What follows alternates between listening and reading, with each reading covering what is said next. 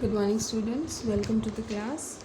Now, as we are studying Indian economic development, we are on chapter number 2, 5-year plans in India, goals and achievements. Okay. Yesterday we have studied about the need for planning in India. Okay. Today we will learn about the other topics, like the first topic for today is features of economic planning. Okay. Now, as you know that as you know that the economic planning in every country, every economy is very important. So we will see the features of it. The first feature is determining the objectives that are to be achieved. First of all, while making a plan, we should determine the objectives. What are the objectives which we have to achieve? We have to determine that.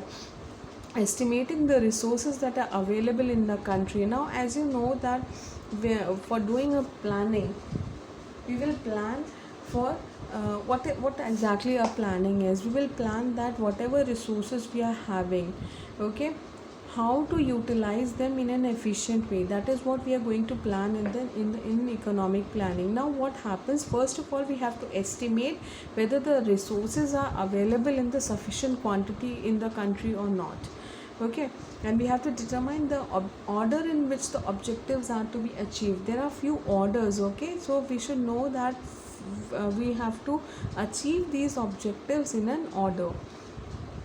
Designing suitable schemes for realizing of the objectives. Now, for attaining every objective, we have to we have to fix suitable schemes. Determining the plan, outlay and investment. Now, for everything, for determining for making the economic planning, first you have to determine the plan outlay. You have to make a plan, and you have to even fix that how much investment you have to make in this. Okay, how much money you have to invest in the plan in this type of planning. Allocation of resources between different sectors as per the priority of objectives. Now, as you know that there are different objectives. Okay, there are different objectives of economic planning, so you should allocate the resources. Okay, as first of all you have to collect the resources, and then what happens, what the economy does, it allocates its resources at different sectors. It sends, or it gives the resources, it hands over the resources to the different sectors, so that the work can be done on the priority of the objectives of the planning. Okay, and establishing a body for the formulation, organizing and appraisal of the plans. That is the most important thing. Every work can done through machines, but the people, they are running the machines. So that is why, for formulation, for making set of rules and regulations, and organizing things, and even for appraising the plans, there is a body needed. Body is a group of people. Here we mean body as a group of people who will assemble, and then they will make the rules and they will formulate it. Now, we will see the types of economic planning. Economic planning can be divided into 4 types, such as prospective plans. Prospective plans are the ones, it is a long-term plan. Generally, it is formulated for a period ranging from 15 to 20 years. Okay, they are prospective plans. 5-year plans are, as the name indicates, are designed for a period of 5 years only. It is an integral part of the prospective plan. Annual plans are the ones, it is a part of 5-year plan. It is prepared year wise. Okay, one plan is first fixed for 5 years, and within that itself there are annual plans which are prepared year wise. So for each 5-year plan, 5 annual plans will be prepared. Okay, suppose for 5 years. Okay, now, as for example, if we talk about your school, your main aim is to complete your grade 12th, right, and to pass out from the school. So for that, what you do, if it takes around 12 years for you to complete your class, so every year you will be completing one class. Okay, so you will be so in this way, in the same way, what happens, every 5 year plans has some annual plans in it, which is prepared year wise, and at the end of each and every year, okay, these plans are being observed. So five annual plans will be prepared in a detailed manner. Rolling plans are the ones which do not have a fixed period of time. Okay, so these plans have only duration and they move forward. As it moves forward, the year which was completed is deleted, and 1 year is added at the end of the plan when it will be completed. Now, if we talk about directive planning, okay. Directive planning, it refers to the planning under which the demand and supply forces are directed in such a way that there is stability in the economy. Okay, there is no intervention on the part of state in the developmental process. So actually it refers to a system in which planning is introduced just to direct the forces of supply and demand, so that the system it does not go wayward from the state of equilibrium. What happens is that in such a planning there is no direct participation of the state in the process of growth. Okay, it is more like directing the private sector with regard to a set of do's and don'ts, so that the national interest, it does not suffer, which while the individual gains are allowed to be maximized. Now, directive planning is pursued in capital economies also. If we talk about comprehensive planning, it is a process that determines community goals and aspirations in terms of community development. Okay, the result is called a comprehensive plan, and both expresses and regulates public policies on transportation, utilities, land use, recreation, and housing as well. So, on the other hand, it refers to a system in which government itself participates in the process of growth and development. Okay, so comprehensive planning is pursued in the socialist economies as well as mixed economies both. And in case of mixed economies, like India is following a mixed economy, so both public and private sector, they coexist as agents of growth. Both the sectors, public and private, both are responsible for the growth of our country. So, and while individual gains are allowed to be maximized as under capitalism, social gains, or you can even say collective gains, are fostered through a direct participation of the state as under socialism.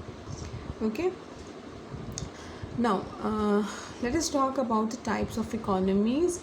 Okay, you must have studied about these types of economies in your previous classes. Okay, but let us see, just to understand this we have to start from the beginning. Okay, so when our country became free from the Britishers on 15th August 1947, now as you know, as the country became free, now there were a few questions which came into existence in front of the leaders of our country. It was the economic questions. Okay, that which type of economy will they choose, whether they will choose capitalistic economy, whether they will use your socialist economy, or a mixed economy. Now, what will be the role of private sector, which actually means that what will be the role of the private sector in economic activity, right? So what will be the role of government sector in the economic activities? That was the question. So how will our economy face the central problems, that what to produce, how to produce, and for whom to produce. Now, what capital structure will our economy follow? Right, capital structure means the which type of economies, like these three which we have mentioned here, which capital structure will our country follow. See, now there were three economies basically, right? Capitalist, socialist, and mixed economy.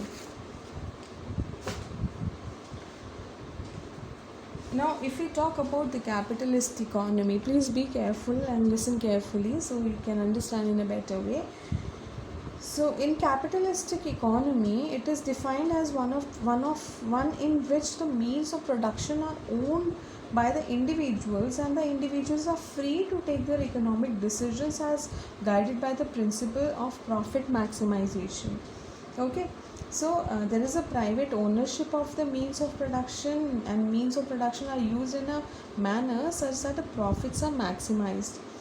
The role of the government is largely confined to the maintenance of law and order and defense of the country. That's it. So, what happens is you can say that the capitalistic economy. It says that the interference of the government will be negligible in the economy. All the power will be with the private entrepreneurs. So they will do production according to the consumers' demand, and they will only fix the prices of the government, and the government will only only make rules and regulations, but will not interfere much. Okay, so this was there in the capitalistic economy. And even the principles. Okay, the principal merits of this system is that it promotes self-interest, profits are maximized, and GDP growth is also accelerated. But if we talk about the demerits of it, the principal demerit of the system is that it ignores the collective interest of the society. Only those goods are produced which yield high profits. Accordingly, what happens, the production is directed to satisfy needs of the rich, and the poor people suffer deprivation. There is growth without social justice as well. Now social justice is only achieved, as you know, that when the process of economic growth leads to equitable distribution of wealth and income. When the wealth and income which generates in a country, when it is distributed to all the sectors, or you can say to all the classes, okay, of the people, then only we can say that there is social justice, right? And now if we talk about the socialist economy,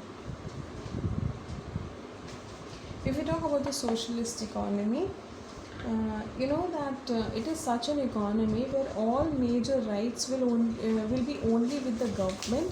With full economy, no one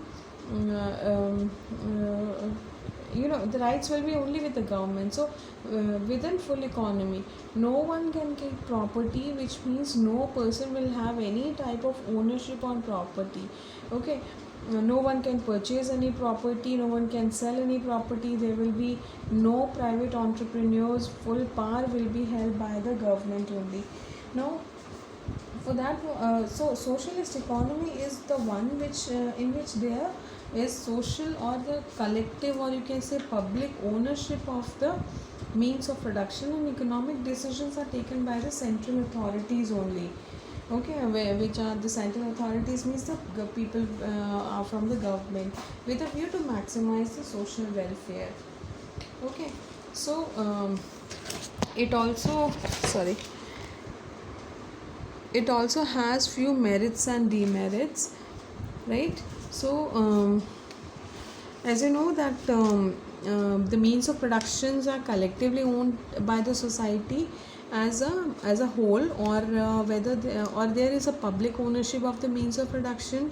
Means of production are used in a manner such that social welfare is maximized, and there is direct participation of the government in the process of production as well. So the role of government is not merely confined to law and order and defense. Now, as you know, now if we talk about the merits of it, then the socialist economy achieves equality in the distribution of income. Okay, now growth process, it becomes inclusive and is based on the principle of social justice also. And if we talk about the demerits of it, then the principal demerit is that GDP growth remains a slow process, right?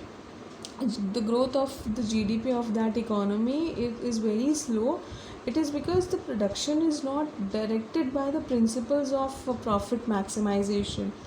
Instead, what happens, it is directed by the people of equity and justice. So it is owing to this demerit that the erstwhile socialist economists like Soviet Union and China, they had to switch over to market economy for the from the controlled economy.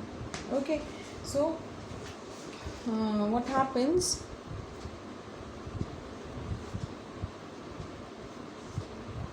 See, if you talk about when just after independence, all the authorities held a meeting. Okay, um, the straightway decided they will not follow capitalist economy. Why? Because because at that time the literacy rate in India was only 16%. Okay, so there were only a few business groups like Tata Birla groups and all, and the princely states. Okay, so these people, they were very rich, they had money. So as being very few in number, so if very few number, and they were very rich also. So if the economy would be left in number in their hands, okay, there so what will happen, that these people may exploit the poor class for their economic benefit. But we needed that everyone should grow, especially for the poor people should come up from their present level. So capitalist economy was not at all suitable.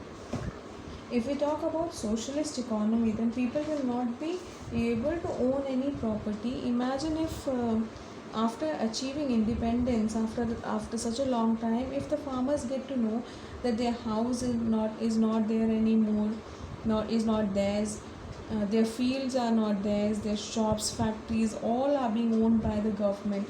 So in that condition, what will happen, the condition will be very poor, as our country is a democratic nation and the people or the citizens hold the voting rights. Then what will they do? They will just kick off the government at that time. So which actually means that changing the ownership pattern of the property in a democratic country was practically impossible. So it was clear that we may neither adopt a capitalist economy nor a socialist economy, which means we will shift towards a mixed economy in our country. Okay, so if you talk about the mixed economy, it is the one in which there is private as well as public ownership both as a means of production. Now, production decisions are governed largely by the principle of profit maximization, but not without checks and balances of social justice. So, what happens is, excuse me, the means of production, they, as you know, that they are owned by the private entrepreneurs as well as the government. In the private sector, production decisions are governed by the principle of profit maximization, while in public sector, what happens, social welfare rules the roost. Okay, so the both private and public sector play a significant role, very important role in the process of production, right? So what happens, the system of mixed economy, okay, it was included, like if you talk about the system of mixed economy, in which it included the around 10 to 20% of capitalist economy and around 80 to 90% of socialist economy, which means we kept the private sector in a regulated manner and trusted more on the government sector. As India decided that it will adopt the mixed economy, then it needed an economic planning. So as I told you about Professor P.C. Mahalanobis, he was a very well-known person in India. He was known as a statistics guru at that time, because he got his name statistics guru because his calculations were very sharp. Okay, his birthday is on his date of birth is 20th June 1983, which is also celebrated as Statistics Day in India. And he gave a roadmap how and in which sectors, basically in which way the planning should be done, right? So he had perfect calculations of every aspects On his recommendation, Planning Commission was set up in India in 1950. Now, from 1951, the 5-year plan started. Though the suggestions were given by Professor P.C. Mahalanobis, but the Prime Minister is the chairperson of the Planning Commission. Now, if we talk about the Planning Commission, it was hence dissolved in the year 2014, and from 2015 Niti Aayog came into existence. Now, as a definition of economic planning says that the economic planning means utilization of country's resources and different developmental activities in accordance with the national priorities, which means the resources should be optimally used where it is actually needed according to its priorities. Okay, so India chose to keep a mixed economy, and there were even merits and demerits as everything has. So the merit of it was that the principle is that it combines the merits of capitalist as well as a socialist economy. On the other hand, GDP growth is encouraged because private entrepreneurs are free to focus on profit maximization, and on the other hand, social justice or equality is promoted because the government sector places high priority on the maximization of social welfare. Okay, if we talk about the demerit of it, then the principal demerit is that the government sector is often inflicted with corruption.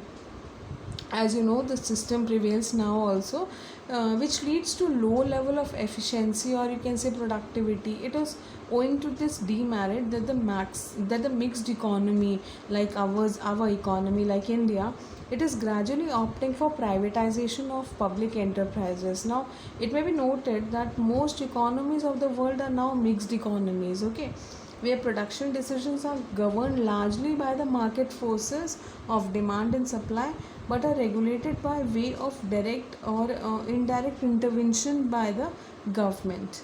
Okay, so this is what makes mixed economy is.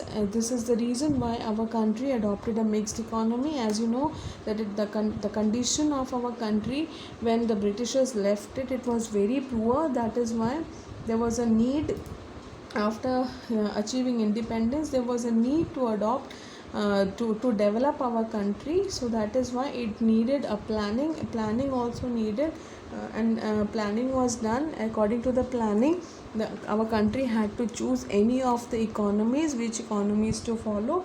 So by seeing the by observing all the three economies, our country decided, as all the economies has its merits and demerits, so our country adopted a mixed economy. India is having a mixed economy, as you may be knowing. Okay, so I hope that these topics must be clear to you. If you have any doubt, please feel free to ask, and hope you all are doing well. Thank you and have a good day.